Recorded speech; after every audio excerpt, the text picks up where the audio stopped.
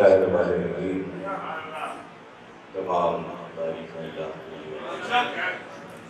درود و سلام محمد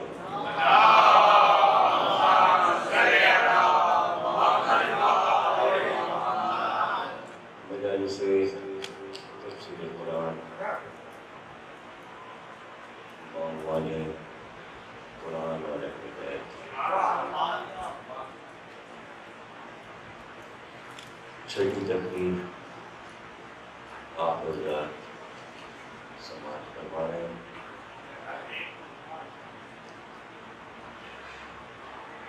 ساتویں تقریر پر وفات جناب فاطمہ بنت اسد صلوات اللہ علیہ وسلم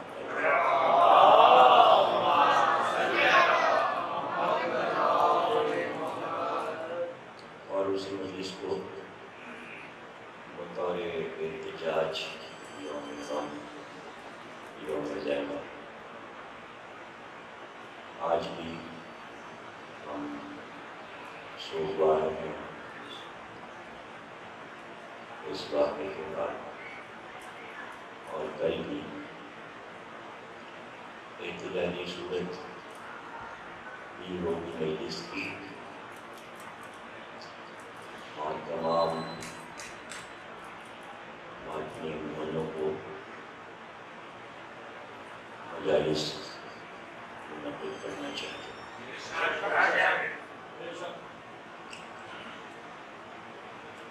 اور خصوصاً حیرت ہوتی ہے بہت زیادہ ایسے موقعوں پر کہ وہ کروڑوں روپے قافلے سے حاصل کرنے والے قافلہ سالار جو لاکھوں کی تعداد میں شام جایا کرتے تھے، لوگوں کو گھیر گھیر کے لے جاتے تھے، وہ کہاں غائب ہو جاتے تو پیسہ کا چلا جاتا کہ جس شہزادی کے نام سے اتنا کمایا ہے پاکستان کے قافلے والوں نے، اس دولت کا کوئی اندازہ نہیں. تو وہ ایک حقیر رقم احتجاجی مجلس میں خرچ کر سکتے ہیں. تو یہ سب باتیں ایسی ہوتی ہیں کہ حیرت میں پڑ جاتا ہے، اور ان باتوں کو کہنا چاہیے، اور وہ فضول کی باتیں ہیں جن کو پھیلانے سے کوئی فائدہ نہیں، وہ نہیں پھیلانی چاہیے.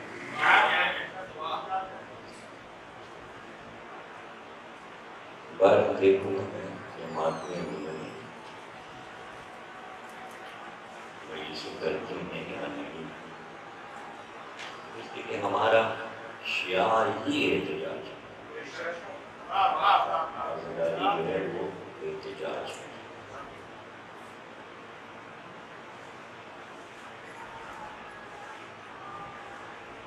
اشتہار جو ان کو یہ بھیجا تھا تو ہے تو وہ پرانا ہی اشتہار، اور فاتح جناب ایک سطر بڑھا دی میں نے، یوم غم یوم زینب احتجاج. سیکنڈ نہیں لگا کہ فون آ گیا کہ یہ نہیں چاہتے، لفظ احتجاج نہیں چاہتے. میں کہنا چاہتا ہوں ہمارا کام یوم غم اور یوم زینب سے بھی چل رہا ہے، لیکن نیوز کو لگائیں گے. میں نے اپنی کمائی سالڈ ہے، دوسرے کی جذبات کا خیال نہیں. ہیڈنگ لگائی جائیں گی کہ سیدہ زینب کے مزار پر دھماکے، اور داعش نے ذمہ داری قبول کر لی تو یہ کہیے کہ آپ یا داعش کے ساتھ ہیں اور یا داعش سے اتنے خوفزدہ ہیں اتنے ڈر گئے کہ آپ لفظ احتجاج بھی چھاپ پہ جو ڈر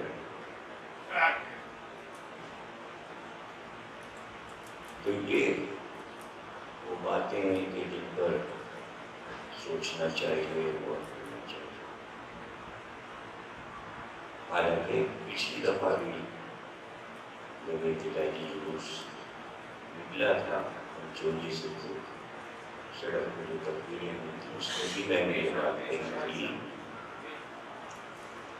کہ تمام مسلمانوں کو احتجاج کرنا چاہیے.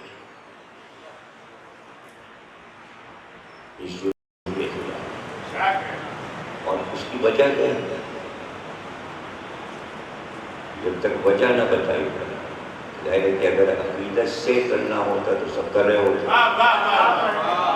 تو اب ظاہر ہے کہ نہیں کیا تو عقیدت نہیں ہے. عقیدت ہوتی تو سب کرتے. ظاہر ہے کہ عراق میں بھی صدام کے مرنے کے بعد عاشور کے بھی دھماکے ہوئے. اس کا بھی احتجاج مسلمانوں نے نہیں کیا. تو کم از کم یہ جو قریب کے معاملات ہیں نا نبی سے نواسا اور نواسی نہ ہونے کو کوئی معلوم. علیہ السلام کے روزے پر بھی دھماکہ کرنے پہنچ گئے تھے. ایک دھماکہ وہاں بھی ہوا تو وہ دور کا رشتہ ہو گیا. چلیے 8واں پر چل رہا ہے لیکن یہ تو نواز سے ہیں. تو میں نے وجہ یہ بتا دی تھی اس میں کہ آپ اگر نہیں کریں گے احتجاج تو یہ ایک منطقی مسئلہ ہے. اور جب ہو جائے گا جب پتہ چلے گا کہ یہ روزوں کی طرف جو بڑھ کر حملے ہو رہے ہیں یہ روزوں پہ نہیں ہو رہے ہیں, یہ خانہ کعبہ پہ ہو رہے ہیں. اگر اتنی عقل اب ہوتی ہے مسلمانوں کے تو یزید کو چھٹا خلیفہ کیوں مانتے ہیں؟ کیونکہ امت بدعقل ہے. ثقیفہ, یزید, معاویہ یہ احمقانہ امت کی حرکتیں اور ان سے چمٹے رہنا تو یہ کم عقلی کی دلیلیں. اور کم عقل کو آپ عقل نہیں دے سکتے کہ یہ دماغ میں ڈال دیں تو اس پہ جمع رہے, آپ اسے لاگ سمجھائیں. تو ظاہر ہے کہ وہ یہ بات سمجھ نہیں سکتے اس لیے کہ نہ انہوں نے بخاری پڑھی ہو نہ مسلم پڑھی ہو. اور اگر پڑھی بھی ہو تو پیغمبر کی وہ حدیثیں جو پیشی گوئیاں ہیں اس پہ یقین نہیں, یقین نہیں. صحیح بخاری کی روایت ہے کہ بیٹھے بیٹھے سرکار نے مخاطب کیا اپنی زوجہ کو اور اٹھ کے بیٹھ گیا, بے چینی کر گیا. صحیح بخاری. اور کہا کہ حمیرہ میرے کان میں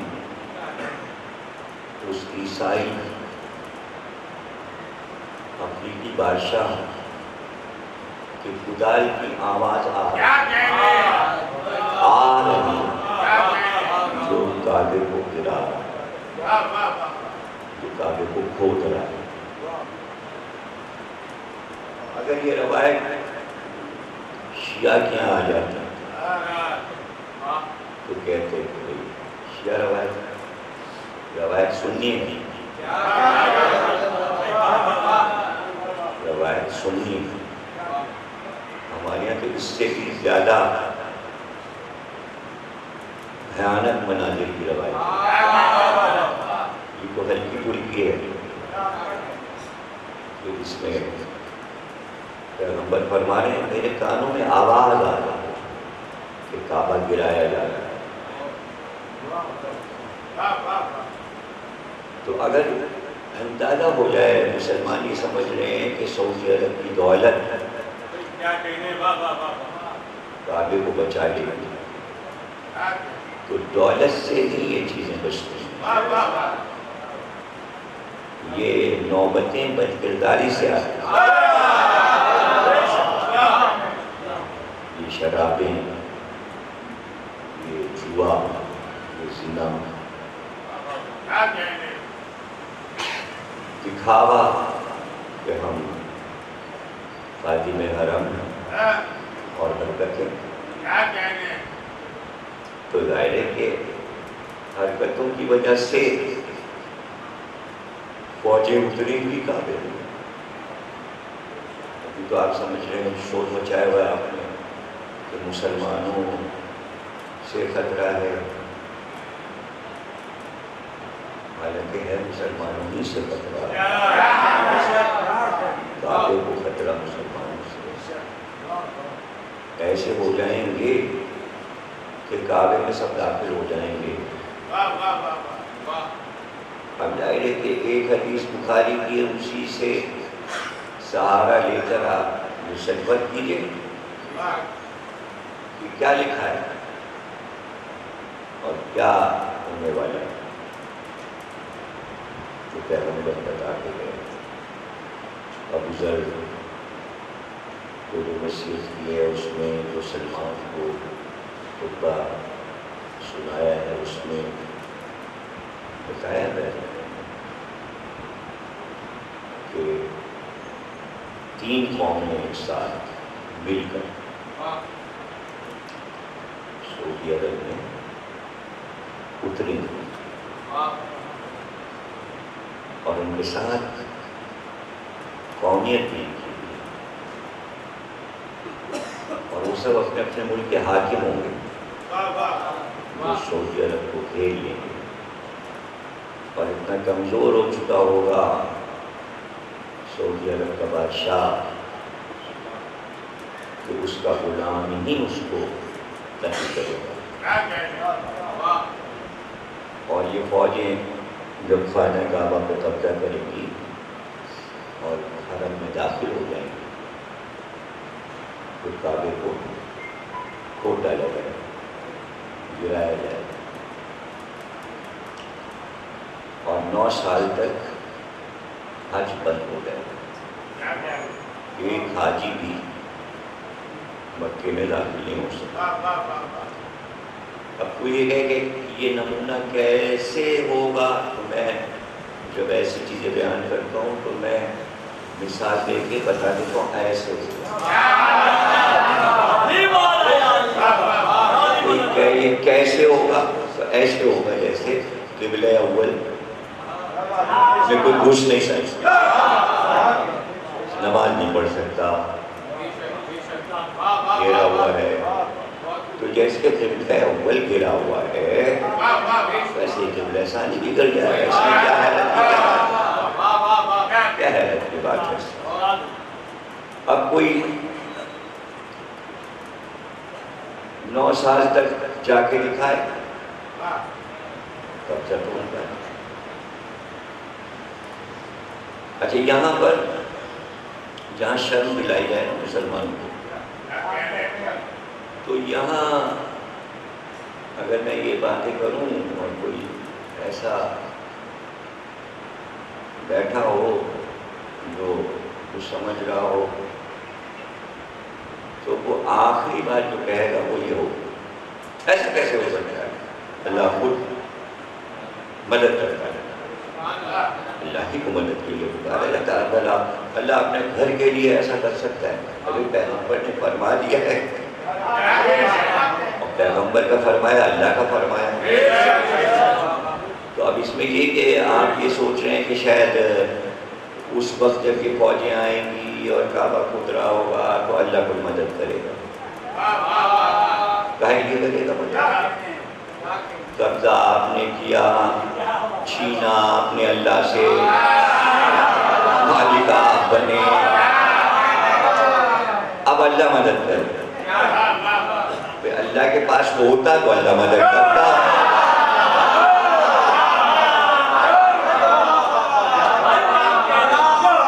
آپ نے تو حقوق اللہ کو غصب کیا ہے. اب رہا یہ کہ بھائی وہ میں ذمہ داری سے کہتا ہوں کہ جب یہ سب ہوگا تو اللہ مدد نہیں کرے گا. اللہ مدد نہیں کرے. صرف 2 مثالیں دیتا ہوں آپ کے ساتھ. ایک مثال اللہ نے کعبے کی مدد کی، اور دوسری مثال اللہ نے مدد نہیں کی. دونوں کے فرق کو سمجھ لیجیے تو پھر یہ بات سمجھ میں آ جائے گی کہ جب واقعہ یوں ہوا کہ یمن میں ایک کعبہ بنایا ہوا تھا اور وہ اس کا طواف کرتے تھے. یمن کا بادشاہ نگراں تھا. کعبے کی ٹکر پہ کعبہ بنایا ہوا تھا یمن میں. سنا جو دارالحکومت ہے یمن کا. تو مسلمان اس سے ڈرتے تھے. اب ظاہر ہے کوئی زمانے میں مسلمان تو تھے نہیں، تھے تو سب کافر ہی، لیکن طواف کرتے تھے کعبے کا. تو کعبے کو اپنی ملکیت سمجھتے تھے عرب والے، تھے تو سب کفار ہی. مسلمان تو جب ہوں گے جب سرکار آئیں گے، ابھی تو سرکار پیدا ہی نہیں ہوئی جب کی بات میں بتا رہا ہوں. تو ان کو آپ عرب کہہ لیجیے، عرب کے کافر. تو یمن والے کعبے سے جلتے تھے کہ ہمارے کعبے کی ٹکر پہ کعبہ بنایا. تو ایک عرب گیا اور اس کے اندر گھسا ان کے کعبے کے اندر، اور وہاں اس نے پیخانہ بھر دیا، پیخانہ کر دیا ان کو جلانے کے لیے.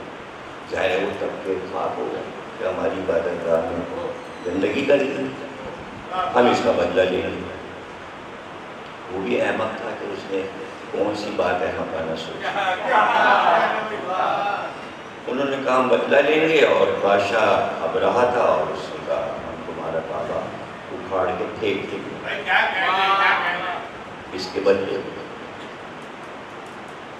تو اب ایک بات طے ہو کہ عبادت گاہ کسی بھی مذہب کی ہو، کافر کی کیوں نہ ہو، اس کی توہین نہیں کرنی چاہیے. اس کی توہین نہیں کرنی چاہیے. اور پیغمبر نے معاہدہ کیا مباہلے کے بعد کہ جو عیسائیوں کے گرجا گھر میں ان کو عبادت گاہ حاصل ہوگا. پیغمبر نے کوئی بھی گرجا گھر توڑا نہیں، نہ عیسائیوں کا خلاف کیا. وہ جزیہ دے کر ملک میں رہ سکتے ہیں، معاہدہ ہو گیا، اور انہیں آزادی ہے اپنے عبادت خانوں میں جانے کی. تو اس جاہل عرب نے اس نقلی عبادت گاہ کی توہین کی. تو یہاں پر عبادت گاہ کا مسئلہ نہیں ہے، مسئلہ ہے کسی کے جذبات کو مت رونڈو. اگر ان کی دلی وابستگیاں اس چار دیواری سے ہیں تو کاہے کے لیے تم اس کی توہین کرو. اس کا نتیجہ یہ ہوا کہ ابراہ فوج لے کے آ گئے، اور وہ اتنا سمجھیے کہ مضبوط طاقتور بادشاہ تھا کہ عرب میں ہاتھی نہیں ہوتا تھا، اور عرب والوں نے ہاتھی دیکھا بھی نہیں تھا کبھی، پہلی بار انہوں نے ہاتھی دیکھا۔ تو یمن جو ہے چونکہ وہ سمندری بیچ میں پٹی ہے، افریقہ اور یمن سمجھیے کہ ملے ہوئے، تو چونکہ یمن عرب کا بھی حصہ ہے اور افریقہ کا بھی حصہ ہے، اس وجہ سے تمام افریقن ہاتھی بادشاہ نے خرید لیے تھے، جس کا نام ابرہہ تھا، اور پوری فوج اس نے ہاتھیوں کی تیار کر دی۔ اب ظاہر ہے کہ اتنے بڑے بڑے ہاتھی لے کے وہ آ گئے، تو عرب والوں کی تو سٹی گم ہو گئی، اس لیے کہ اونٹ سے زیادہ مضبوط جانور تھا وہ، یہ تو اونٹ وہ سب کو سمجھتے تھے، اور وہ ہاتھی جو بادشاہ کا اپنا ذاتی تھا جس پہ وہ بیٹھتا تھا، وہ اتنا اونچا اور قدامت، افریقہ کا شاید وہ اس وقت دور کا سب سے قدامت ہاتھی تھا،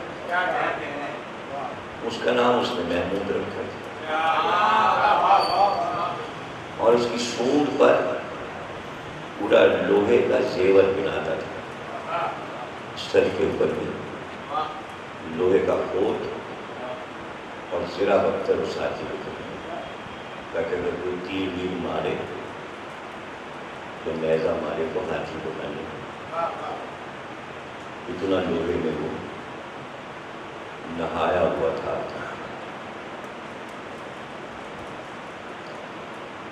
اور اس نے آ کے کھانے کا کو بھیج لیا فوج سے، اور کہاں تمہارا کعبہ اکھاڑ کے بھیج دیں گے، کافروں سے کہا۔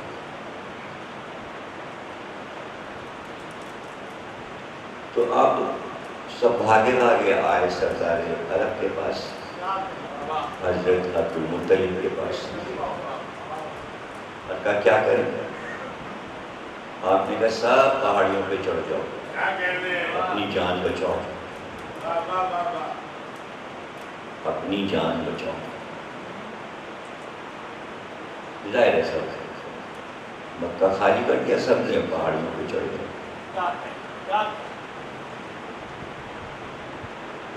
اب جب سب بھاگ گئے اور خانہ کعبہ کے اطراف پورے شہر خالی ہو گیا، تو حضرت عبد المطلب نے فرمایا کہ ہم ابرہہ سے جا کے بات کریں گے۔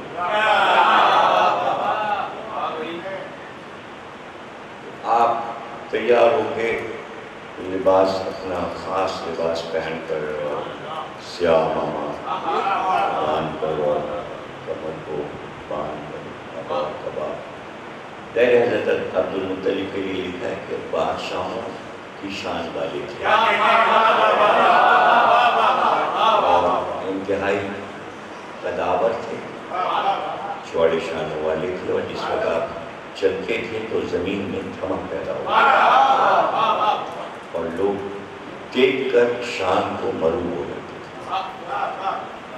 تو جب آپ تیار ہو کر اس کے کیمپ میں پہنچے، فوجی کیمپ میں، تو راستے میں ہی وہ ہاتھی محمود بندھا ہوا تھا۔ جیسے ہی آپ کو آتے ہوئے ہاتھی نے دیکھا تو پہلے سونڈ اٹھا کے اس نے سلام کیا،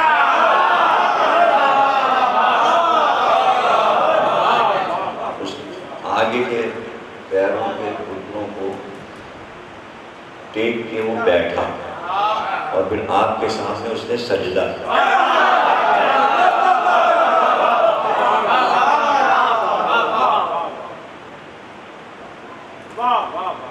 تو لوگوں نے یہ لکھا کہ چونکہ آپ سرکار کے دادا تھے اس لیے اس نے تعظیم کی. تو ہم کو اس جملے سے سرکار کے ہی رشتے سے تو اجداد کا ذکر کرتے ہیں اور اولاد کا ذکر کرتے ہیں.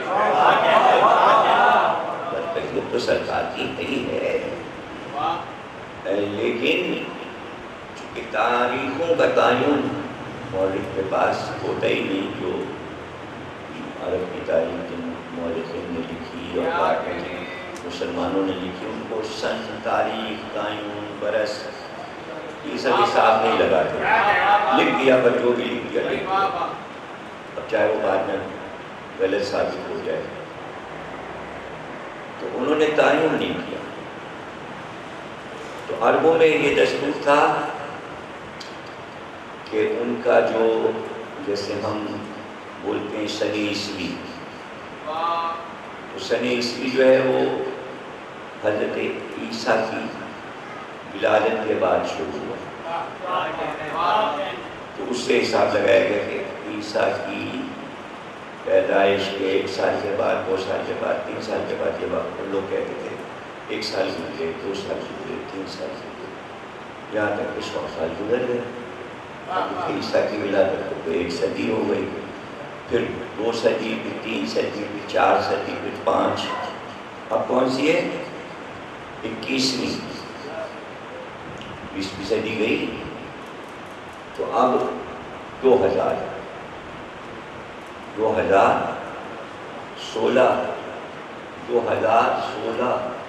سال ہو چکے عیسیٰ کی ولادت کو. اسی طرح جیسے ہم ہجرت کا حساب لگاتے ہیں کہ سرکار نے مکے سے مدینے ہجرت کی، تو اب ہجرت کو ہو چکے 1437 برس. پہلے کیا تھا؟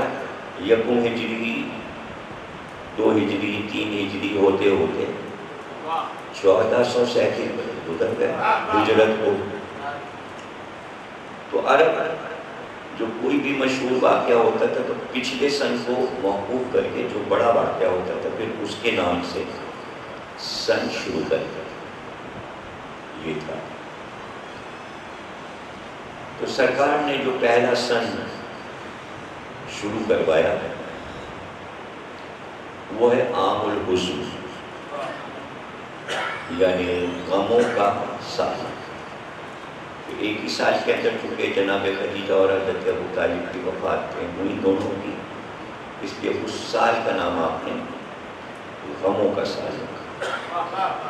تو پھر حساب یہ لگنے لگا کہ 1 سال گزرے وفات ابو طالب اور وفات خدیجہ کو، 2 سال گزرے تھی، یہاں تک کہ ہجرت ہو گئی اور ہجرت وفات ہی کے سال ہو گئی. اور مسلمانوں نے کافی عرصے کے بعد 20-25 برس کے بعد یہ طے کیا کہ ہم ہجرت کا سال مقرر کریں. اور اس میں بڑا غفلہ ہوا طے کرنے میں معاملات کے لیے. تو یوں ہو گیا غفلہ کہ ربیع الاول میں ہجرت ہوئی تھی سرکار کی، لیکن سال کا پہلا مہینہ محرم کو قرار دیا گیا. تو محرم سے محرم تک 1 سال لگایا جائے گا. اب یہ مسلمانوں سے کیسے یہ کام ہو گیا کہ محرم سال کا پہلا مہینہ، ورنہ ربیع الاول کو پہلا مہینہ ہونا چاہیے تھا سال میں. تو خلافتوں کے دور میں یہ سال تھا. تو اس سے پہلے سب سے بڑا واقعہ رکھنے کے لیے ہاتھیوں کا آنا تھا. اب اس سے پہلے اور سن چلتے تھے، لیکن اب بڑا واقعہ ہو گیا ہاتھی. تو عربی میں ہاتھی کو کہتے ہیں فیل. تو تو اب وہ حساب لگانے لگے کہ جس سال ہاتھی آیا اس کو 1 سال کی ضرورت ہے، اس کو 2 سال کی ضرورت ہے، اس کو 3 سال کی ضرورت ہے۔ تو جب تک ہجرت نہیں ہو گئی تب تک ہاتھی چلتا رہا۔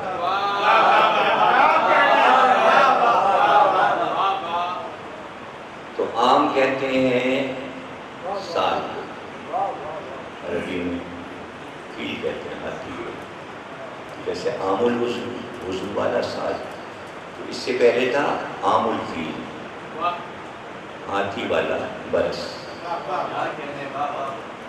تو اب حضور کی جو ظہور کی تاریخ ہے ربیع الاول میں، تو جب سن لکھا جاتا ہے کس سن میں سرکار تشریف لائے دنیا میں، تو لکھا جاتا ہے 1 عام الفیل، یعنی ہاتھیوں کا پہلا ہی سال ابھی تھا۔ تو اب مورخ نے یہ تو لکھ دیا کہ سرکار کے دادا تھے اس لیے محمود نے سجدہ کیا، لیکن ان کو تاریخوں کا نہیں پتا تھا۔ آمنہ بی بی کی نورانیت میں سرکار کی نورانیت شامل ہو چکی ہے۔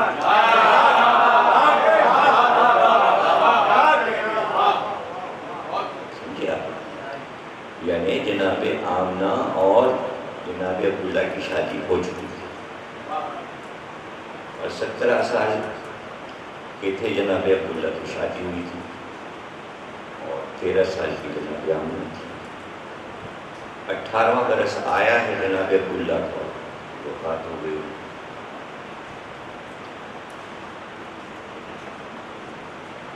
تو اس کو بھی پتا ہے کہ ان کے گھر میں جو نور ہے اس کی خبر ہے، اس کو آخری نبی آنے والا۔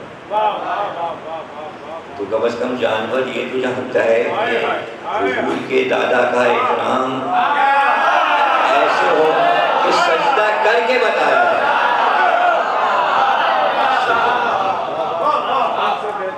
تو اب وہاں مالکوں نے دوڑ کے ابراہ کو خبر کی کہ وہ محمود ہاتھی جو صرف 13 کہا مانتا ہے، اس کے سارے محاوت موجود تھے، لیکن یہ جو سردار عرب آیا اس کے سامنے اس نے اپنی پیشانی گھٹنوں کے بل پہ،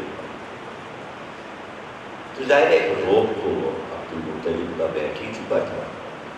جب ابراہ کے سامنے آپ تشریف لائے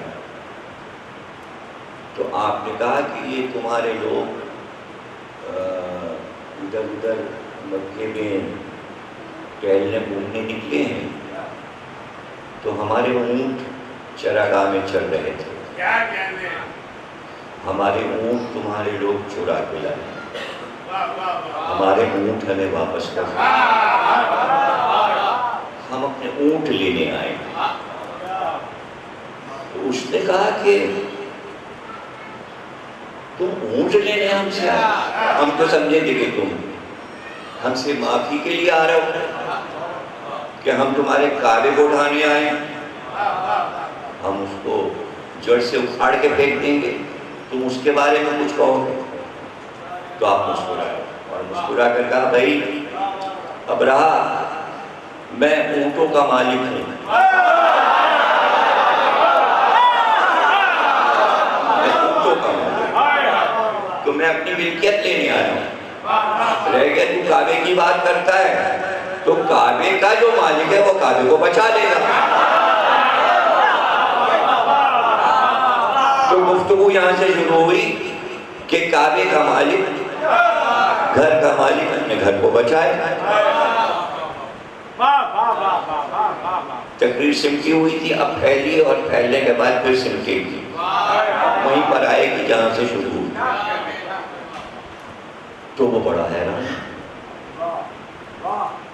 دیکھیے یہ توحید کا پیغام تھا جو ابراہ کو حبنق کر گیا، حیران کر گیا۔ اس طرح بھی توحید کا پیغام دیا جاتا ہے تاکہ وہ سوچے کہ جس طرح یہ اونٹوں کے مالک ہیں اسی طرح کوئی کعبے کا مالک ہے۔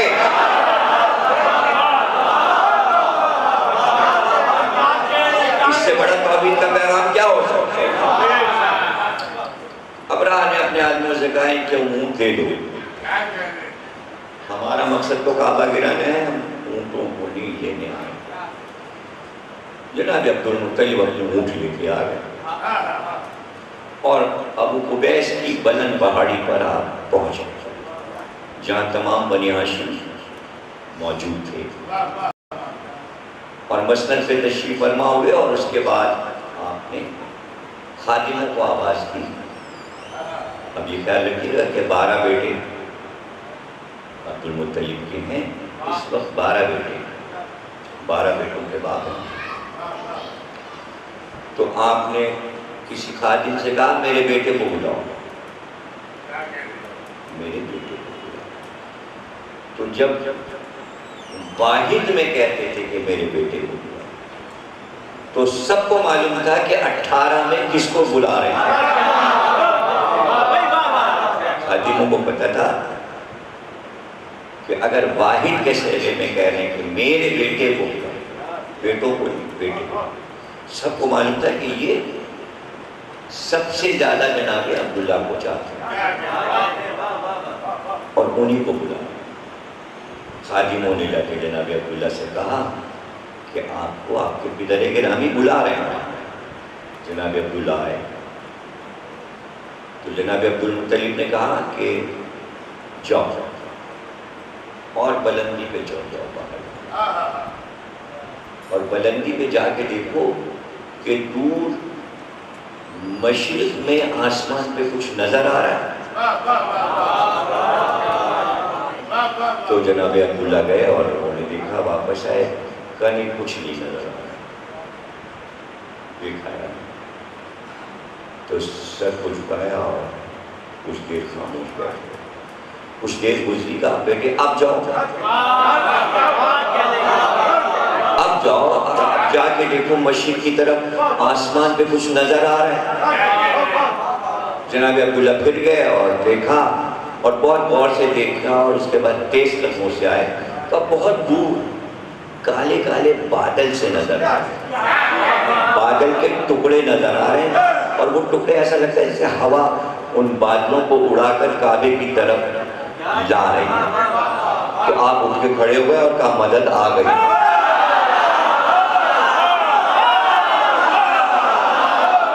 مدد آ گئی۔ اب جو یہ بڑے دعوے کرتے ہیں کہ اللہ کو مدد کے لیے پکارو، اللہ کے علاوہ کسی کو نہ پکارو، وہ پہلے عبدالمطلب سے سیکھے تو کہ اللہ سے مدد مانگی کیسے جاتی ہے، اور دنیا پکارے کہ اللہ میری مدد کر، اور میں پوچھوں اس سے کہ پکارا تو ہے تو نے، ذرا مدد دکھا دے تو میں نہ۔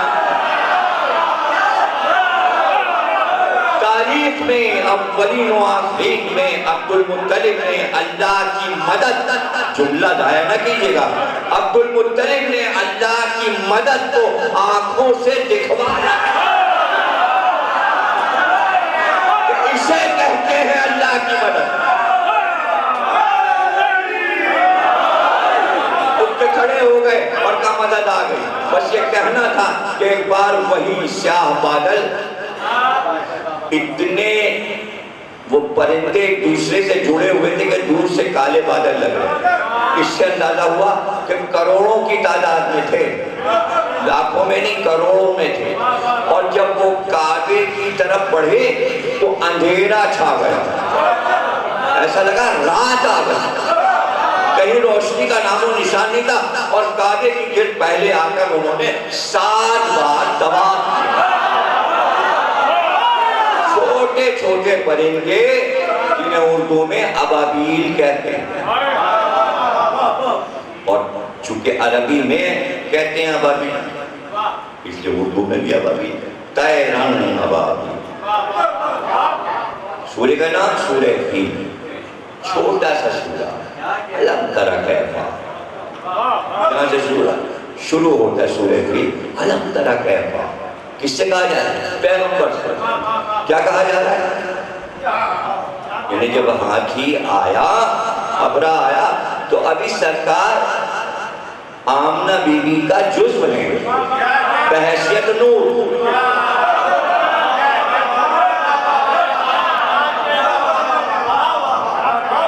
ماں کے نور کا حصہ ہیں۔ اس وقت یہ واقعہ ہوا اور شورا سرکار پہ آیا۔ کب آیا؟ واقعے کے 40 برس کے بعد، اور 40 برس کے بعد اللہ کہہ رہے الم تری کیف، اے محمد تم نے دیکھا کہ ہم نے ہاتھیوں کے ساتھ کیا؟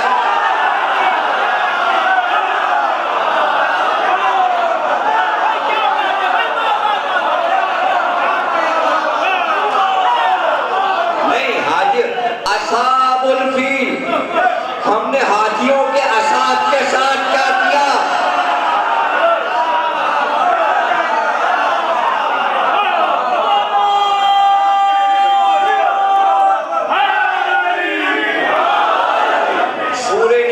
بتایا کہ اصحاب کا لفظ اتنا بڑا نہیں ہے کہ اس کو تم بڑا بنا کے، اس لیے کہ سفینہ نوح کے بھی اصحاب ہیں، اصحاب سفینہ، کشتی کے بھی اصحاب ہوتے ہیں اور جانور کے بھی اصحاب ہوتے ہیں، اس میں کوئی پریشانی کی بات نہیں ہے۔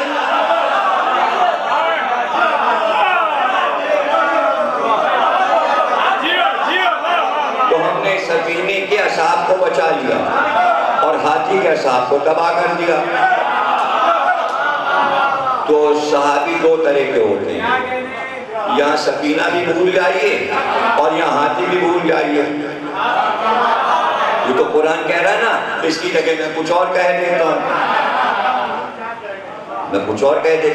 وہاں اللہ کہہ رہا ہے کہ سفینے کے اصحاب کو ہم نے بچا لیا اور ہاتھی کے اصحاب کو ہم نے تباہ کر دیا۔ تو یہ کوئی کشتی یا ہاتھی نہیں ہے، یہ سمبل ہے۔ ہاتھی طاقت کا سمبل ہے، کشتی کمزوری کا سمبل ہے، جو پانی پہ چل رہی ہے اب ڈوبی اور اب ڈوبی، لیکن اللہ نے کہا کشتی اہل بیت ہے اور ہاتھی طاقت ہے، جو طاقت کے اصحاب کو لا رہے ہیں ان کے لیے بربادی ہے، اور جو اہل بیت کے ساتھ ان کے لیے نجات ہے۔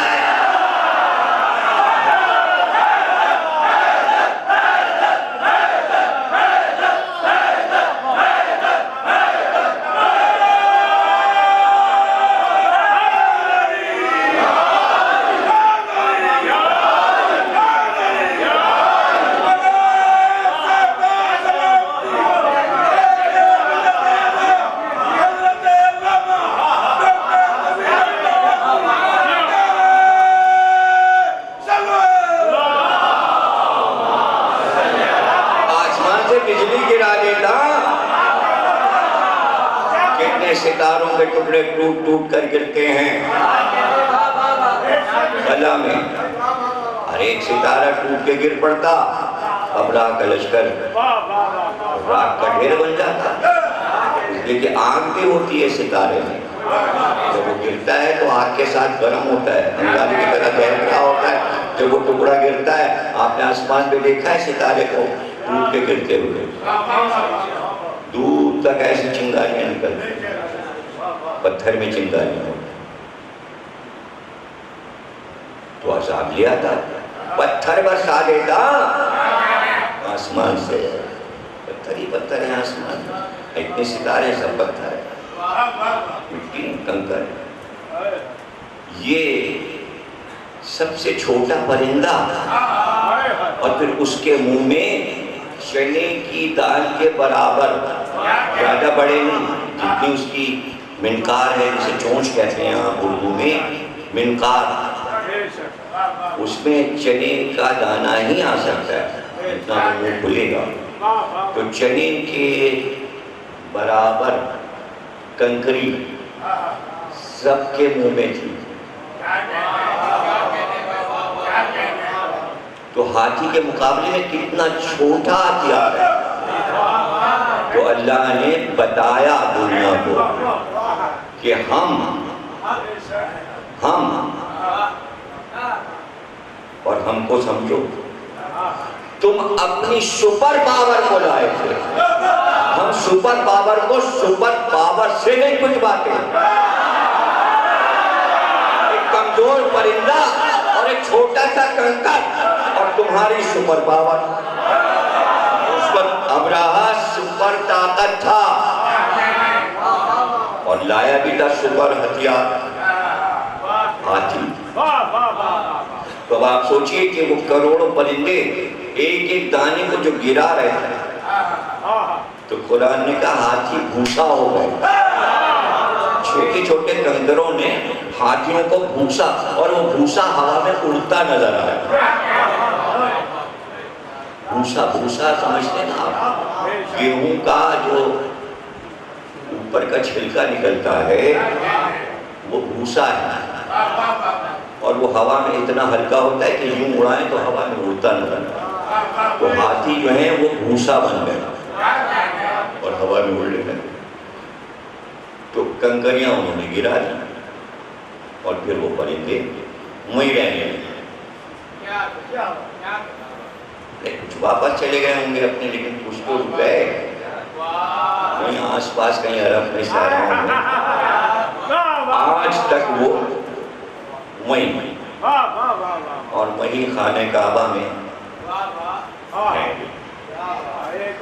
اور جس وقت وہ اترتے ہیں کعبے کی گرد فرش پر تو ایسا لگتا ہے کہ سیاہ فرش بچ گیا، کبھی دن میں کبھی رات میں طواف کرتے رہتے ہیں۔ ان کی نسل اب تک چل رہی ہے۔ تو مدد ابابیل نے کی ہے یا اللہ نے؟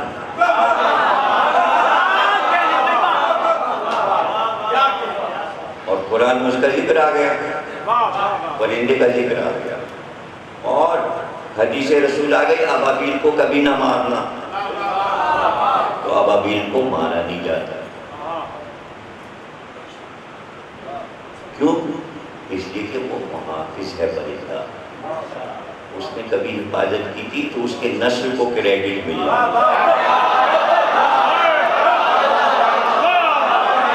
آج سے 1400 برس پہلے کے پرندے اگر اللہ کی طرف سے ڈیوٹی پر مقرر ہو کر اللہ کے گھر کو بچا رہے ہیں تو ان کی نسل کو اللہ بڑھا کر کہہ رہا ہے احترام کرنا جہاں بھی ابابیل نظر آئے۔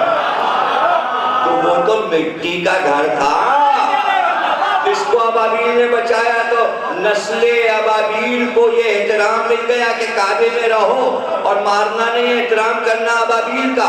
اور قرآن کے سورے میں اس کا نام آ گیا حسین، تو نبی کا خون تھے، ذوالجناح بچا رہا تھا، تو ذوالجناح کی نسل کو جو احترام ملے، قرآن میں یہ بھی ہے۔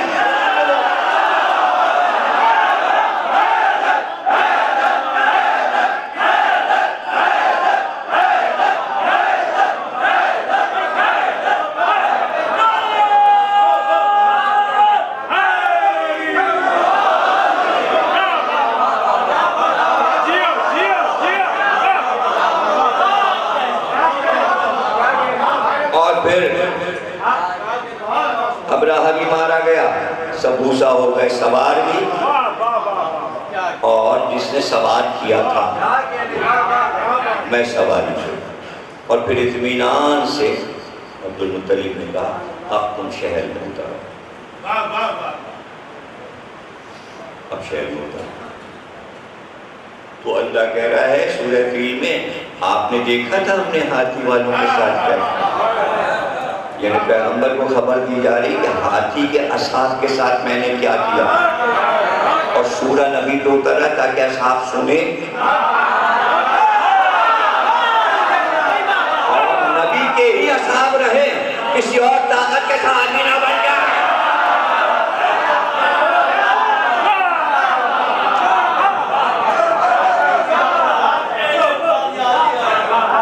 اور میں تو یہ سمجھتا ہوں کہ عرب میں،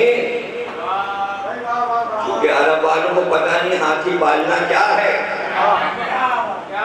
محاورے اس پر،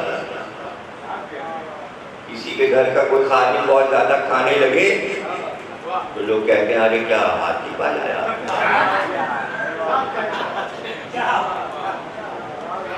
بہت محاورے ہیں اسی مسئلے پر, سمجھ رہے ہیں نا. تو لوگ کہتے ہیں ارے صاحب یہ گاڑی تو پیسے لگتے جا رہے, بس سمجھ لیجیے ہاتھی پالا. 2000 ابھی لگایا تھا, پھر ٹوٹ ہو گئی, پھر 2000 ہاتھی پالا. پتہ چلا ہاتھی پالنا آسان نہیں ہے, تو چونکہ عرب والوں کو پتہ نہیں تھا کہ ہاتھی پالنا کتنا مشکل کام ہے. اگر کبھی ہاتھی پال لیتے تو کبھی سقیفہ کا ہاتھی نہ بن.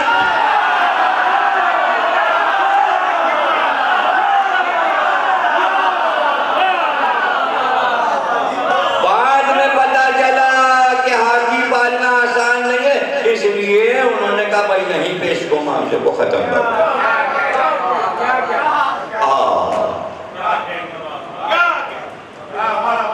نہ بابا یہ بڑا مشکل تھا. تو سقیفہ نہیں ہوتا, ہاتھی پالا تھا.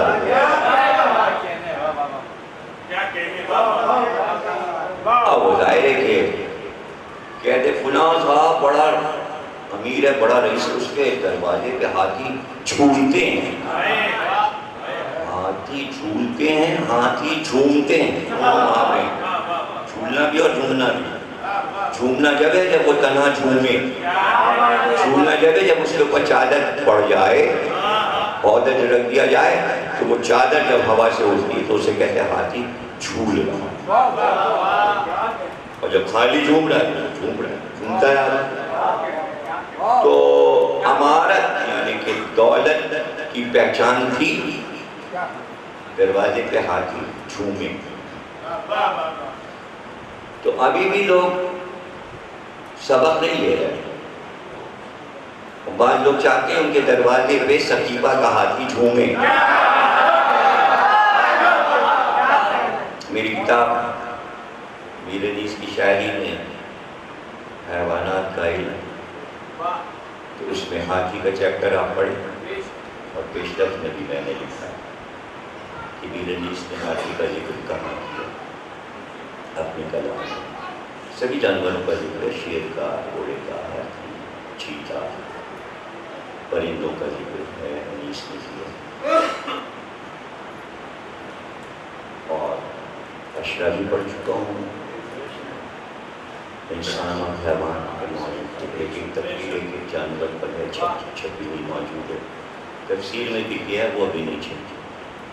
غالبا میں جب تفسیر کی تھی تو وہاں ایک ایک تفسیر روز ایک جانور پہ ہوتی تھی قرآن سے.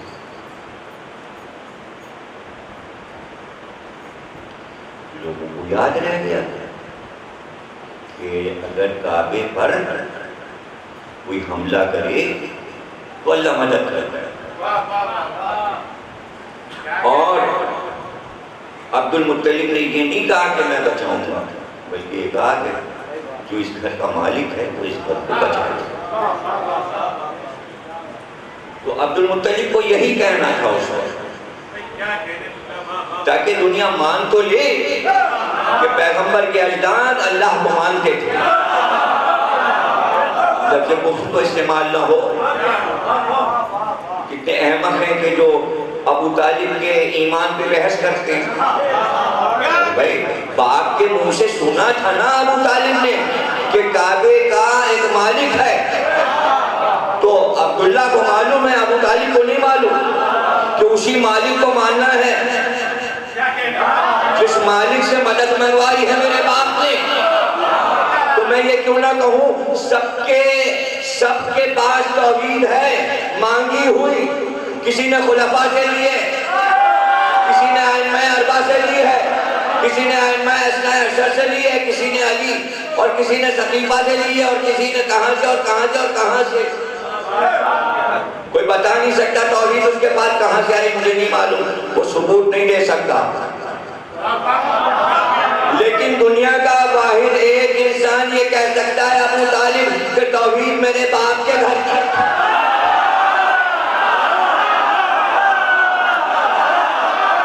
تم کہہ سکتے ہو؟ کوئی مسلمان کہہ سکتا ہے؟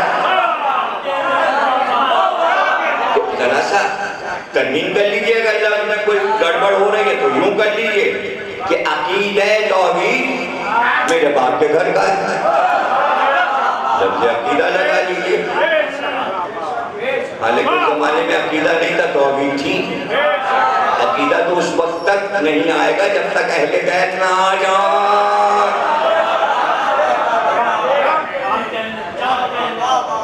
عقیدہ گرا، عقدہ کہتے گرا، عقد کہتے گرا لگانا، گرا لگانے کو، مضبوط جو کھلے نا، اس کو کہتے ہیں عقد، اسی سے بنا عقدہ، عقیدہ، قائد، گریں۔ دل کی گرا، دل کی گرا نہ ناخون تدبیر سے کھلی۔ گرا کیسے کھولتے ہیں؟ ایسے کر کے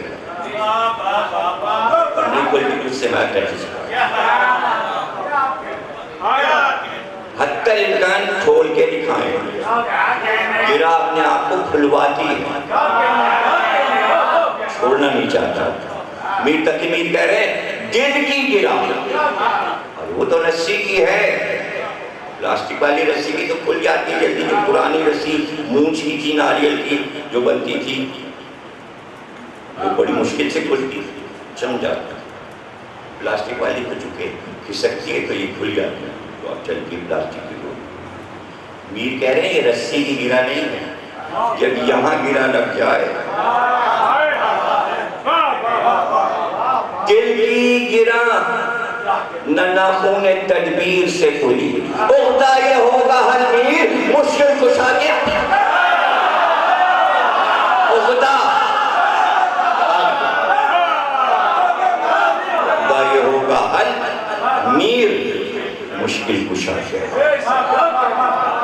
تو دل میں اگر گرے پڑ جائیں، علی سے کہو کو گرے کھول، علی کی مدد۔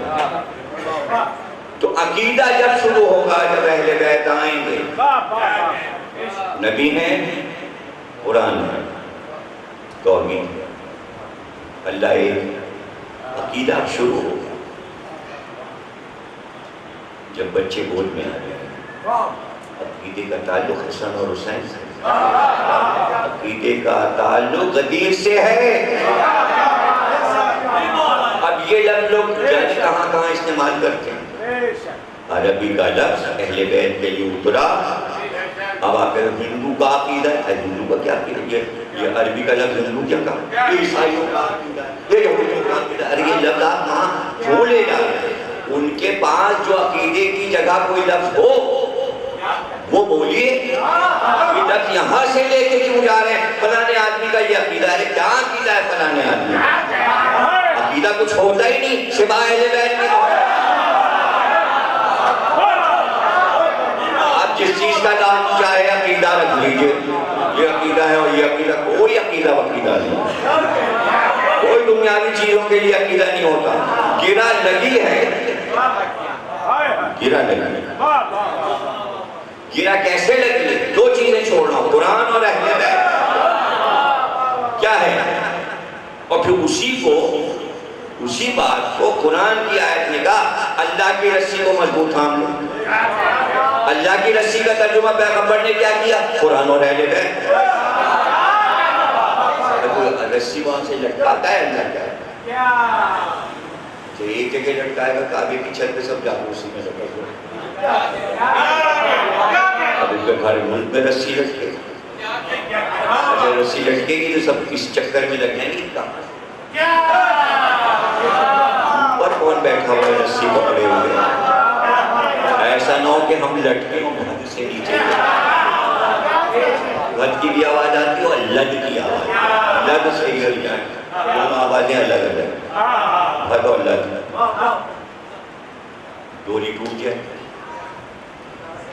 تو ڈوری کو کبھی پلاسٹک والی ہو یا پرانے زمانے کی، ذرا سا دیکھیں گا اس کے اوپر بل بنا ہے، پتہ چلتا ہے گیریں لگی ہوں، جب اسے کھولیں تو پتہ چلے گا وہ دو ہیں، دو کو آپس میں بٹا گیا ہے، اللہ کی رسی کو مضبوط تھام لو. یہ جو آپس میں گرا لگا دی گئی یہ قرآن و اہل بیت کی گرا ہے.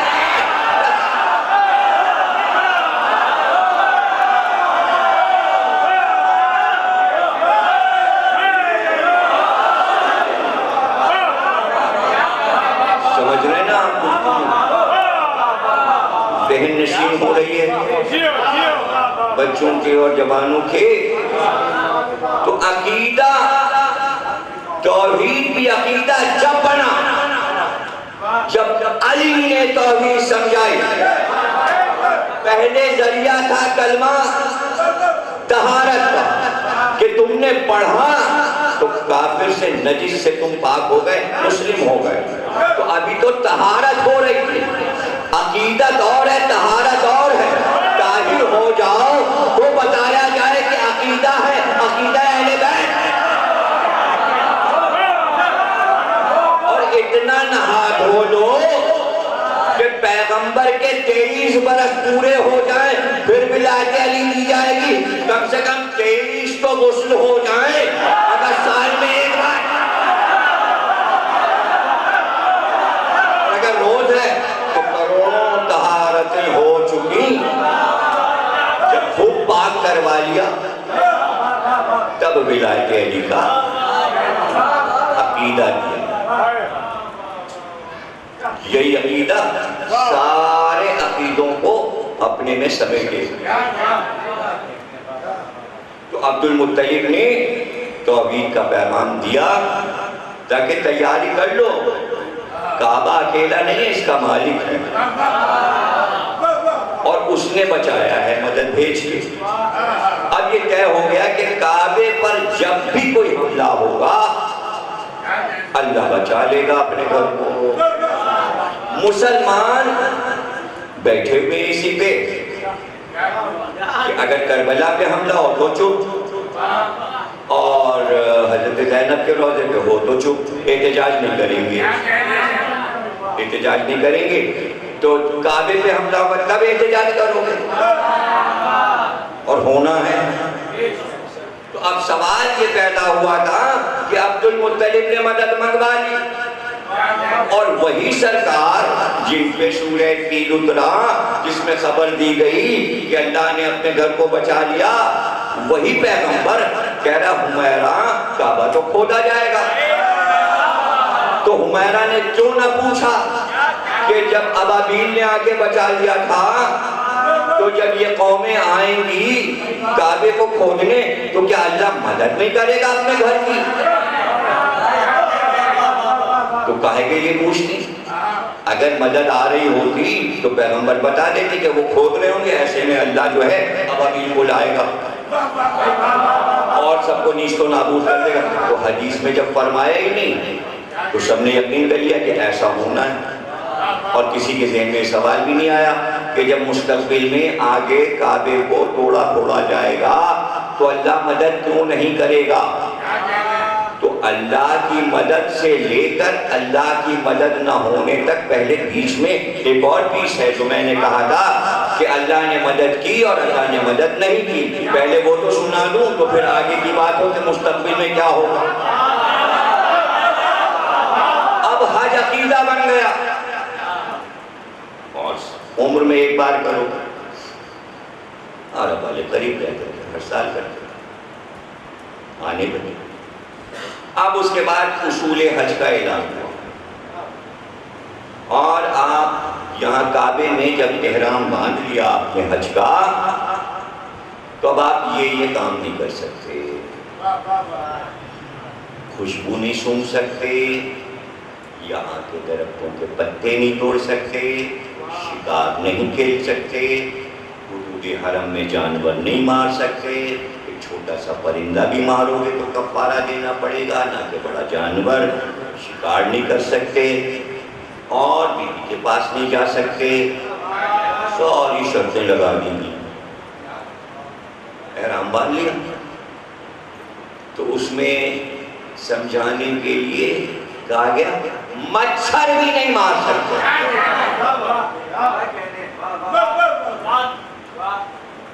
بس اس سے بڑی بات نہیں ہوگی.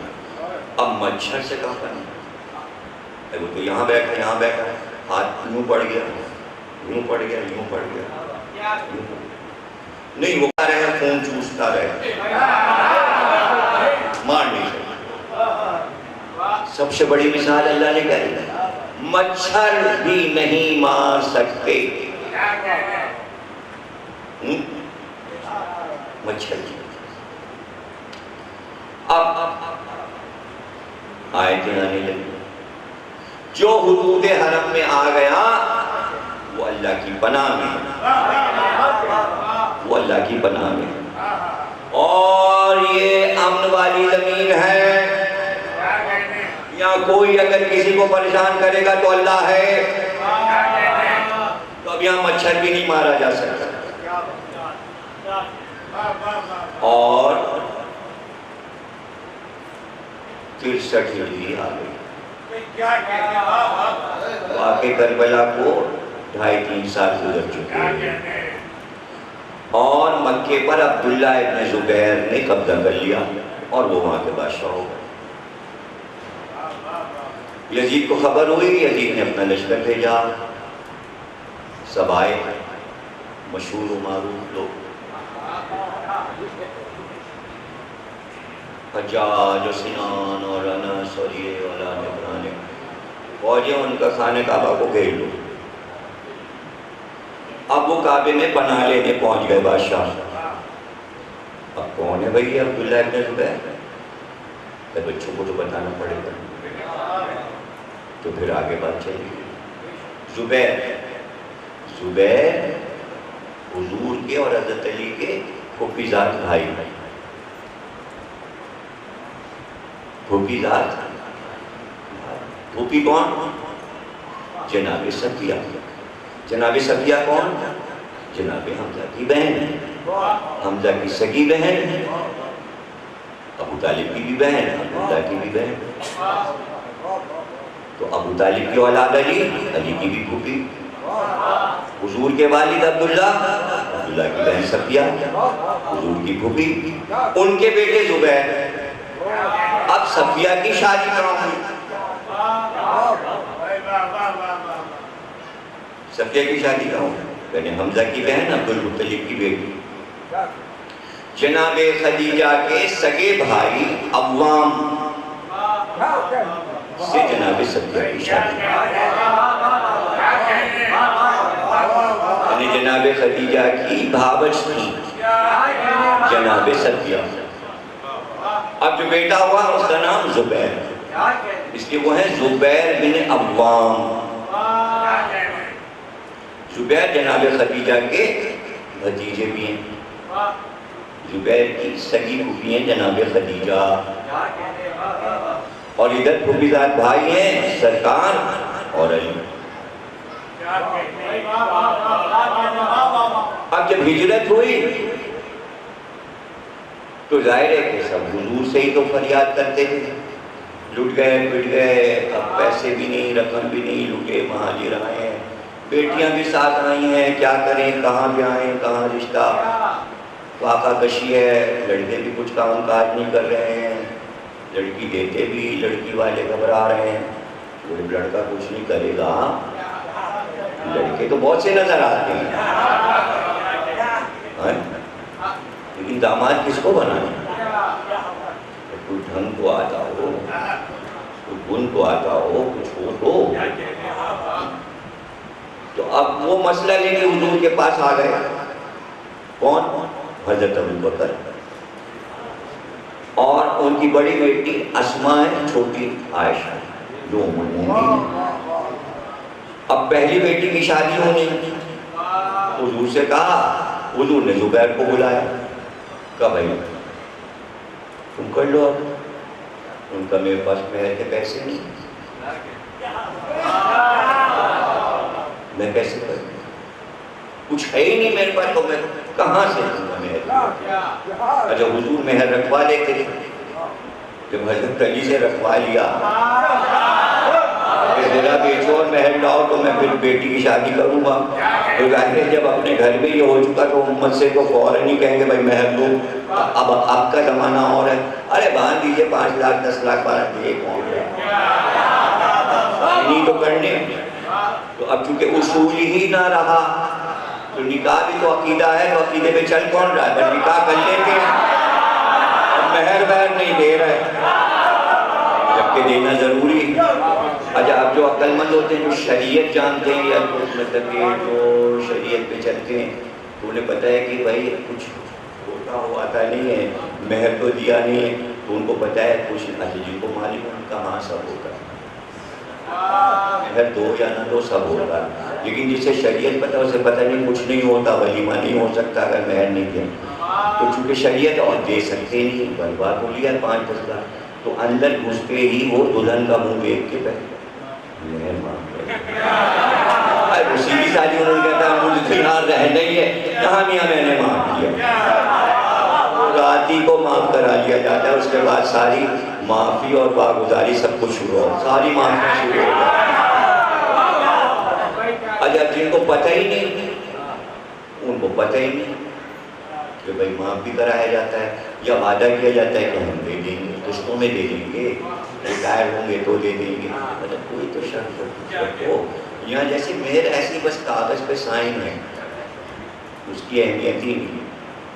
اتنی اہمیت ہے کہ اللہ نے خود ملک کو بھیج کے زہرا بی بی سے پوچھا مہر یہ ہوگا, یہ ہوگا, یہ ہوگا, یہ ہوگا, یہ ہوگا.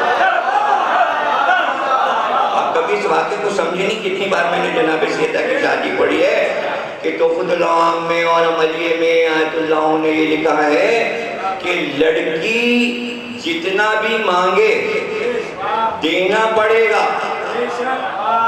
اس کے پہلے سے یہ بحث شروع ہو جاتی کم کراتے کراتے کراتے.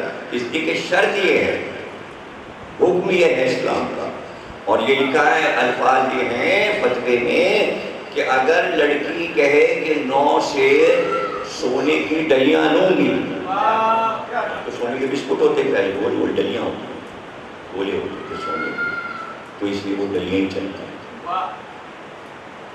تو اگر وہ کہتے ہیں 9 کلو سونا لوں گی تو آپ کو دینا پڑے گا, اور اگر انکار ہے تو جائیے واپس نکالیے ہوگا.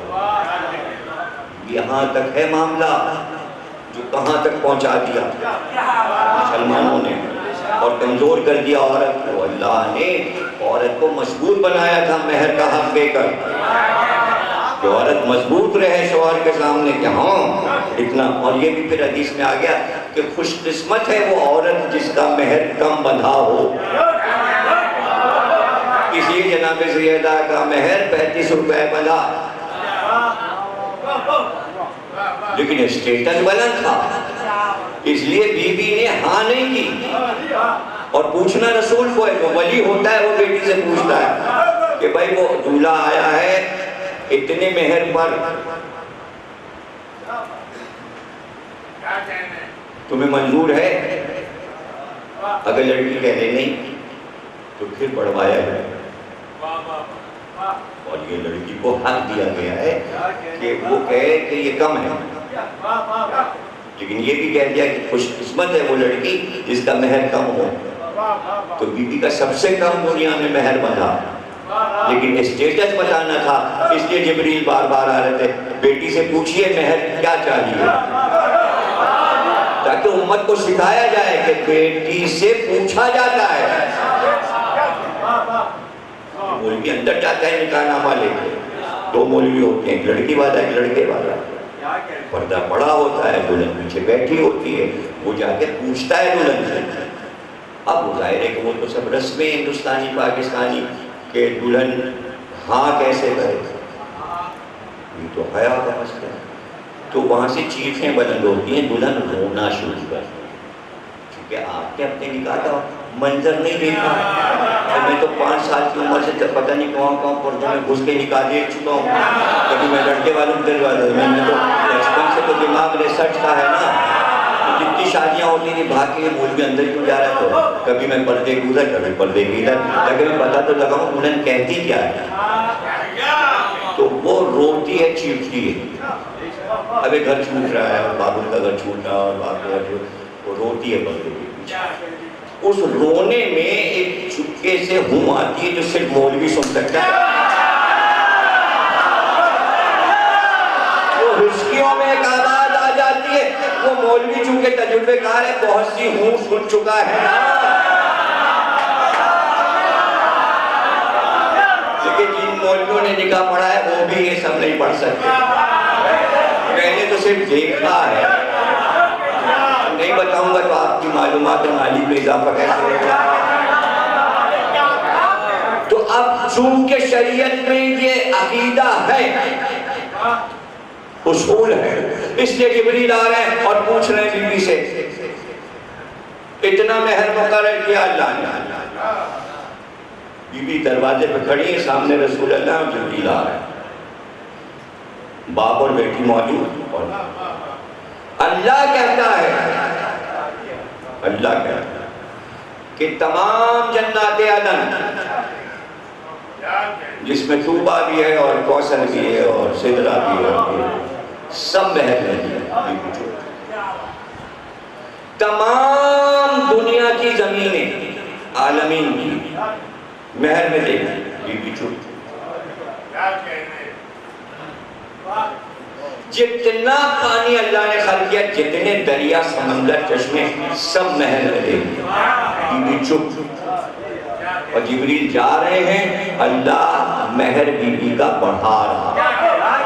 اللہ نہیں بڑھا رہا ہے, بی بی کی خاموشی مہر بڑھا رہا ہے.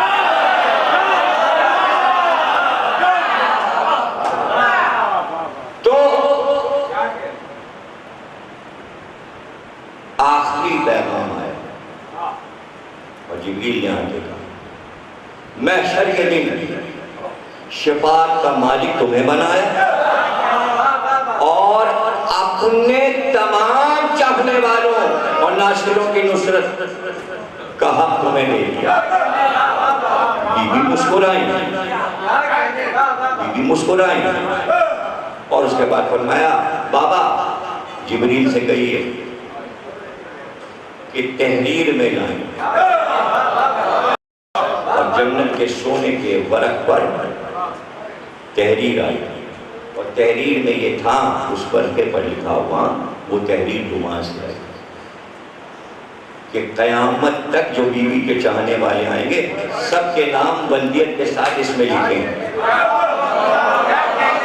اور انہیں تم جس طرح چاہنا بخشوا لینا, یہ حق تمہیں دے گی. یہ ہے زہرا کا مہر.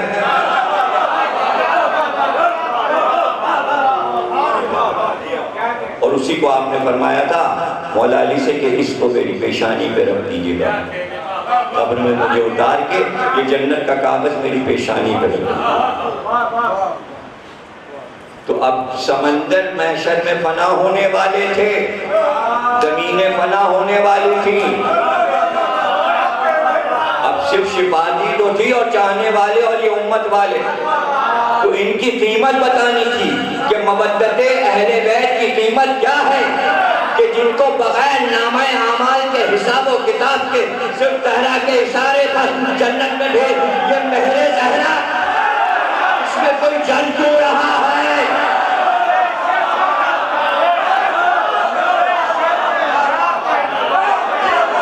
مگر مہاجر تو لٹے پٹے آئے ہیں, بی بی کی شادی تو 2 ہجری میں ہوگی اور علی کو زرہ بیچنی پڑے گی. لڑکے والے غربت میں چل رہے ہیں, لڑکی والے بھی غربت میں چل رہے ہیں. مہاجر جو ہیں, مہاجر ہمیشہ غریب رہتا ہے. غریب تھے سب جو مدینے میں آئے تھے. تو سرکار نے کہا نکاح کر لو. کہ نکاح نہیں کر سکتا, مکان نہیں ہے. تو بھائی گھبرانا نہیں, لکھا مسلمانوں نے, اس میں گھبراہٹ نہ ہو. حضور نے کہا پھر نکاح نہیں کر سکتے تو مدعا تو کر لو. اب لفظ کو بدل دوں, اس طرح بھی بولا جاتا ہے تمتع کر لو, اس لیے کہ یہ لفظ استعمال ہوتا ہے حج تمتع. اب کوئی پوچھے تو یہ تمتع حج میں کیسے کام کر رہا ہے؟ تمتع کے معنی ہے فائدہ اٹھانا. وہ حج جس میں عمرے کا فائدہ ساتھ ہے, اس لیے اس حج کا نام ہے حج تمتع. 2 جڑواں ہو گئے نا تو تمتع وہاں آ جائے گا, جو 2 چیزیں حج بھی اور عمرہ بھی. تو اس پہ انہوں نے کہا یہ بھی نہیں کر سکتا, اس لیے کہ کچھ تو رقم دینی پڑے گی. میرے پاس کچھ نہیں ہے. کہا کیوں؟ جب رات کو لیٹتے ہو تو کیا بچھاتے ہو؟ کہا چادر. وہ کہا اٹھتے جاؤ. کہا چادر دو ہی تو چادریں. کہا وہ دونوں چادریں لاؤ اور ان کے حوالے کرو. وہ چادریں انہوں نے دے دیں. بیٹی رخصت ہو گئی 2 چادروں پر. 2 چادروں پہ بیٹی رخصت ہو گئی. اب جو بیٹا پیدا ہوا اس کا نام ہے عبداللہ ابن زبیر.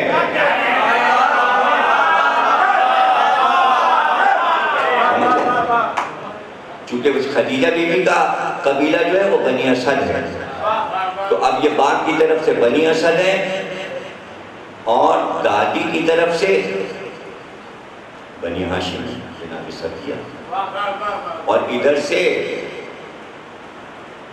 بنی تیم ہے ننیال کی طرف سے. تو کئی قبیلوں میں ان کی رشتہ داری ہو رہی ہے. تو کہیں عبداللہ ابن عباس اور یہ دونوں بیٹھے ہوئے تھے ایک باغ میں، عبداللہ ابن زبیر اور عبداللہ ابن عباس. کچھ سن رہے ہیں؟ تو عبداللہ ابن زبیر نے کہا کہ متاع تو حرام ہے اور حضور کے زمانے میں تھا ہی نہیں. عباس بن عبد المطلب نے کہا کون کہتا نہیں تھا؟ تو انہوں نے کہا میں کہتا ہوں. کہ اگر تم کہتے ہو تو اپنی ماں سے جا کے 2 چادروں کا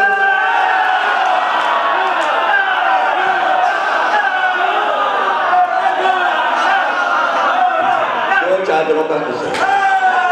اس روایت کا نام ہے 2 چادروں والی روایت. اب سمجھ گیا. ان کو بڑی پریشانی تھی کہ امام حسین مدینے میں بیٹھے ہیں اور تمام امت اگر خلافت دے گی تو حسین کو دے گی. انہیں بڑی مشکل تھی. جب امام حسین چلے گئے انہیں اطمینان ہو گیا. تو یہ پتہ نہیں کب سے، جب سے مولا علی کے خلاف جمل میں لڑے تھے تب سے یہ حسرت تھی کہ میں حنف کا خلیفہ ہوں، اور یہ تمنا دلوں میں جگائی گئی تھی. اب یزید تو کمزور ہو گیا واقع کربلا کے بعد. انہیں موقع مل گیا، مکے پہنچ گئے، مکے پہ قبضہ کیا اور انہوں نے اپنی حکومت کا اعلان کر دیا، اپنی بادشاہت اپنی خلافت. یزید کو پتہ چلا، اس نے کہا گھیر دو. چاروں طرف مکے کی پہاڑیوں پر فوجیں لگا دی گئی. ان کا بھائی تیر برساؤ اور یہ کرو وہ کرو. کیا بولتے سب کعبے میں گھس گئے. ساری فوج اور سردار کعبے میں گھسا ہوا ہے. اس لیے کہ اللہ کہتا ہے یہ سرزمین برائے امن ہے، جو اس میں آ گیا وہ امن میں ہے. اس لیے اللہ کے گھر میں وہ گئے امن کی خاطر، تو اب اللہ نے بچائے گا. تو یزید نے کہا ایسا کرو منجنیق لے جاؤ اور منجنیق کے ذریعے آگ کے شعلے کعبے پہ پھینکو. اب جو چاروں طرف سے پتھر اور آگ برسنے لگے کعبے پہ تو پہلے کعبے کا غلاف جلا، شعلے اٹھے کعبے سے. بسرا پڑھو گے مرثیہ نگار شاید اہل سنت پر. گری تھی کعبے پہ بجلی، گری تھی کعبے پہ بجلی مگر جلا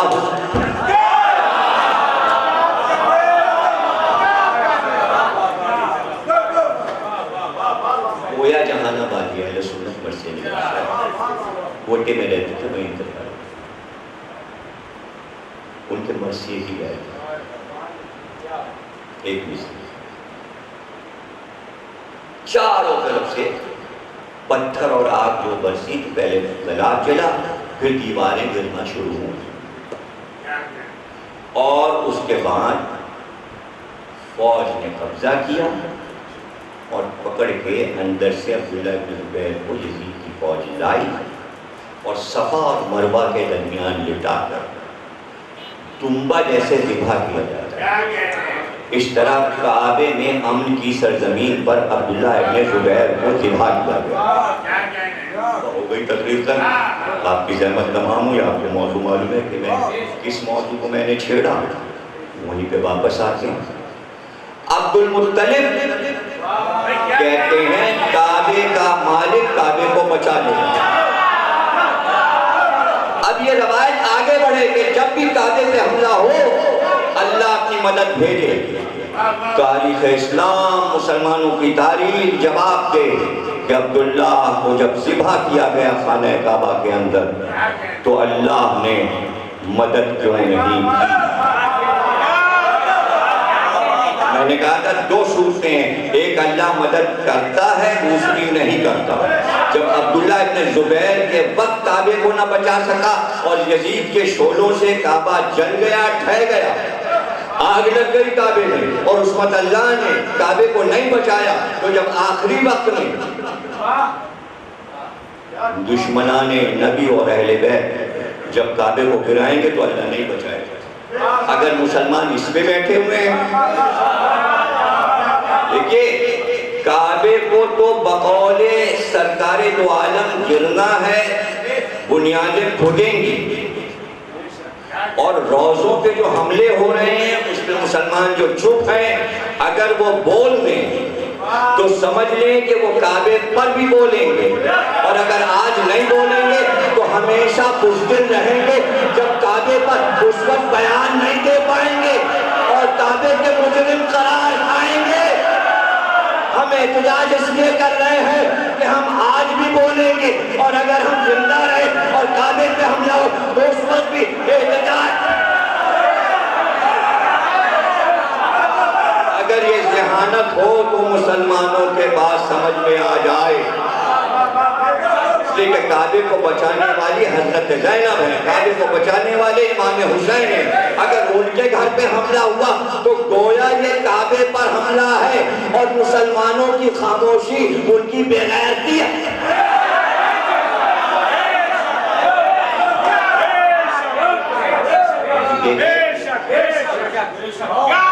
یہ سوچ کے بولنا کہ شیعہ سنی لڑائی ہے, کیا کعبہ شیعہ اور سنی ہے؟ وہ اتریں گے جن کا نام میں لینا نہیں چاہتا, سیاسی طور پہ سب کے نام لکھے ہوئے ہیں, کون کون سے ملک کے لوگ کعبے میں اتر جائیں گے اور قبضہ کریں گے. وہ سب آپ ظہور امام زمانہ کتاب ملتی ہے, پڑھ لیجئے, یا میرا اشرف ظہور مہدی پڑھ لیجئے, اس میں بتا دیا میں نے کون کون اترے گا, کون کون کعبے کا دشمن ہے, اور وہ ہو کے رہے گا. اگر مسلمان ہی سمجھیں ایسا نہیں ہوگا کہ یہ بچ جائے گا تو مثال اپنے سامنے عبداللہ ابن زبیر کی رکھیں. عبد المطلب کا معاملہ اور تھا, عبداللہ ابن زبیر کا معاملہ اور تھا. عبد المطلب علی کے دادا تھے, عبداللہ ابن زبیر علی کا دشمن تھا.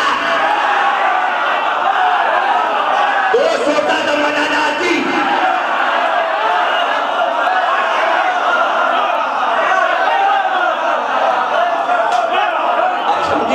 مسئلہ علی کا ہے, مسئلہ ولایت علی کا ہے. جہاں بھی اسلام میں کوئی مسئلہ آئے اس کو سمجھ لیجئے کہ اللہ نے مدد کیوں نہیں کی. آخری جملہ اس سلسلے کا کہہ رہا ہوں, اگر اللہ مدد کرتا اور کعبے کو اس وقت بچاتا اور عبداللہ ابن زبیر کو بچاتا تو ہسٹری میں لکھا جاتا عبداللہ ابن زبیر کا معجزہ تھا کہ انہوں نے, اللہ نے ان کی مدد کی.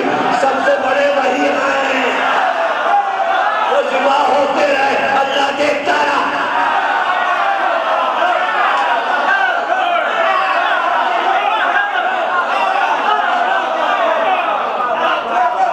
اس کے مدد نہیں ہے. اور اب دوسرا جملہ سن لیجیے, اگر ان کے عقل ہوتی تو کبھی کعبے میں نہ چھپتے, اور ان کے سامنے مثال تھی لیکن انہوں نے مثال سے سبق نہیں لیا.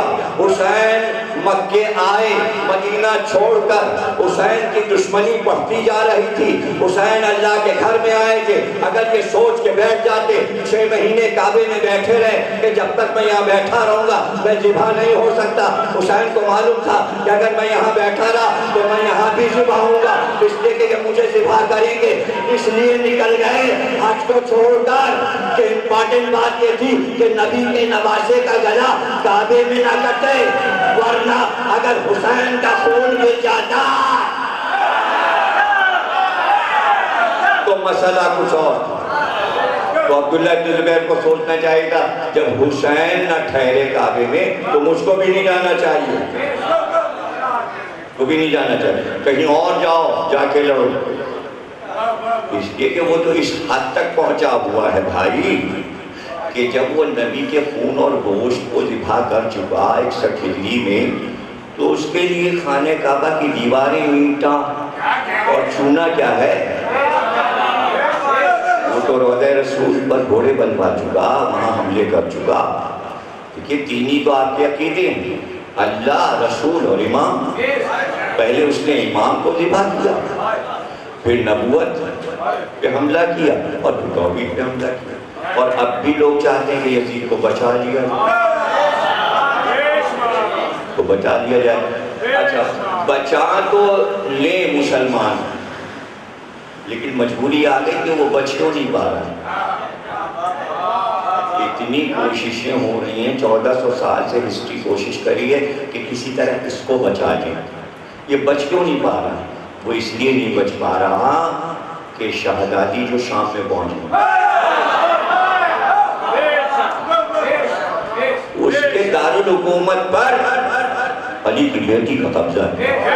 اب اخبار نے یہ نیوز بنائی، پہلے تو سب لکھا یوں دھماکہ ہوا اور وہ بیرونی گیٹ پر آیا اور پھٹ گیا، اور پھر یہ ہوا، اور پھر اس کے بعد ایک کار میں دھماکہ ہوا اور یہ ہوا، جنگ میں لکھا۔ پھر اس کے بعد دو جملے افواہی چھوڑ دی کہ چونکہ حزب اللہ کے لشکر لڑنے کے لیے جب نکلتے ہیں تو پہلے بی بی کے روضے کا طواف کرتے ہیں، پھر نکلتے ہیں لڑنے، اس لیے حملہ کیا ہے داعش نے کہ اس کو مرکز بنایا ہوا۔ سوال یہ ہے کہ آپ بڑے چالے ہو تو لڑائی کے اصول جو وضع ہیں، بھائی وہ لشکر اگر وہاں جا رہا ہے تو وہ ان کا عقیدہ ہے، جب وہ وہاں سے نکل آئے تو مارو ان کو جا کے، لڑو ان سے، روضے پر کیوں حملہ ہے؟ پتہ چلا کہ آپس میں کوئی لڑائی نہیں ہے، اس کے معنی ہے کہ مسلمان خود یہ بتا رہے ہیں کہ پورا مسلمانوں کا ورلڈ میں جو کیمپ ہے وہ دو حصوں میں بٹ گیا ہے، ایک حصہ وہ ہے جو دشمنان اہل بیت ہے، ایک حصہ وہ ہے جو دوردار اہل بیت ہے۔ قدرت نے یہ چاہا ہے کہ یہ پہچانے جائیں کہ اس میں دشمنان اہل بیت، دعویٰ تو سب کرتے ہیں کہ ہم احترام کرتے ہیں، ارے ہم تو کیا احترام ہے؟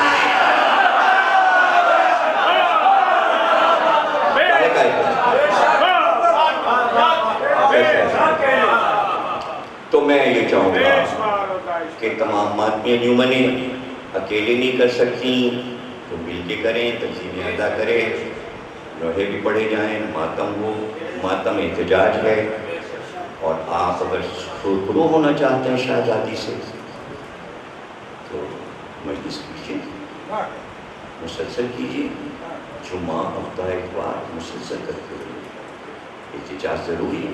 مجلس سے بہتر کوئی احتجاج ابھی تو آپ اس طلب پہ کھڑے ہو جائیں، جا کے بینر لے کے کھڑے ہو جائیں اور بند روڈ پہ کھڑے ہو جائیں، یہ سب انگریزی احتجاج ہے۔ ہمارے ائمہ نے جو احتجاج بنایا ہے وہ ماتم ہے، ہمارا سب سے بڑا احتجاج ماتم۔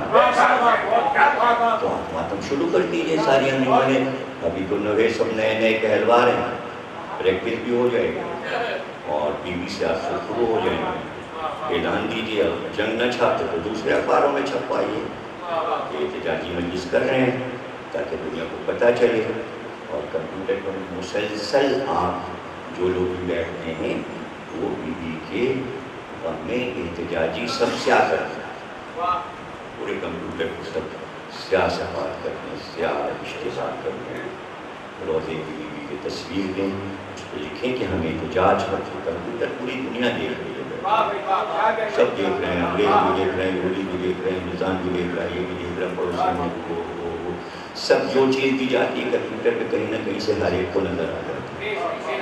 تو آپ اس پہ احتجاج ڈالیں، ادھر بھی تفریح بازی ختم کریں، احتجاج اپنا ریکارڈ کرائیں، سب لوگ بچے جوان بوڑھے بزرگ، کہ یہ نہیں، آپ اپنی اصولی لڑائی لڑیں۔ شرم آنی چاہیے مسلمانوں کو کہ امریکہ نے بم پھینکا تھا ہیروشیما پر، ناگاساکی پر، اوباما گیا معافی مانگنے اسی جگہ جہاں یادگار بنی ہر سالگرہ ہوتی ہے، وہ امریکہ جو قاتل ہے جاپانیوں، اس نے جا کے جاپانیوں کا دل بڑھا دیا، یعنی مجرم چلا گیا۔ تو امریکہ دیکھیے جاپان کے سامنے مجرم بن کے جا رہا ہے سر جھکا کے، تصویریں چھپی ہیں کہ وہ اوباما ہاتھ ملا رہا اس جگہ جہاں پر یادگار بنی ہوئی، اور وہ آخری آدمی جو بچا اس میں سے تابکاری شعاؤں میں جو زخمی ہو کے بچا، اس کے جسم وہ اس سے ملاقات کرائی گئی وہ اوباما۔ تو بھائی مسلمانوں آؤ سب ختم کرو شیعہ سنی، احتجاج کرو، کہ اس وقت سمجھ میں بات آئے گی جب داعش کعبے میں اتر جائے گی اور پتہ چلے گا کہ ہاں یہ یہودی ہیں اور اسرائیل سے آئے تھے داعش، اور انہوں نے بنایا، خود ہی جنگ اخبار لکھ چکا ہے کہ اس کا جو سردار ہے وہ یہودی ہے اور اسرائیل سے آیا اور اس کی ٹریننگ یہودی میں ہوئی، اور داعش کو اسرائیل میں ٹریننگ دی جاتی ہے اور وہ سب یہودی ہیں۔ اس کے بعد پھر داعش کی ہمدردی سمجھ میں نہیں آتی، اور سب سے زیادہ سپورٹر ظاہر ہے کہ نام نہیں لے سکتا اس لیے کہ ویزے ملنے کے لیے آپ کو معلوم ہے، مجھے بتانے کی کیا ضرورت، وہ مار بھی رہے اور کیا وہ بچے بھی موجود ہیں کہ مارتے ہیں وہ زندہ ہو جاتے ہیں۔ تو آپ کے سامنے ہیں سارے پڑھ کے حالات، تو اس میں عقیدت کا اظہار ہو اور احتجاج میں ہوتا ہے۔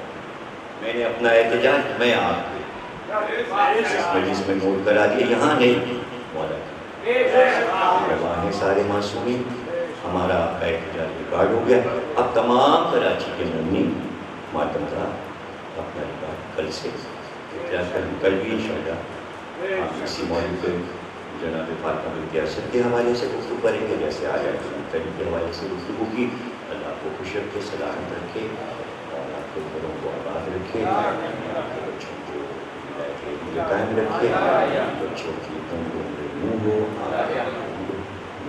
ہو، جزارہ سے مشرف ہو، جو ایمان ہے ان کو اللہ شفا عطا فرمائے، جو مر گئے اللہ علیم میں روحوں کو بلند فرمائے، اللہ امام زمانہ کا ظہور فرمائے اور ظہور میں تاجیل فرمائے۔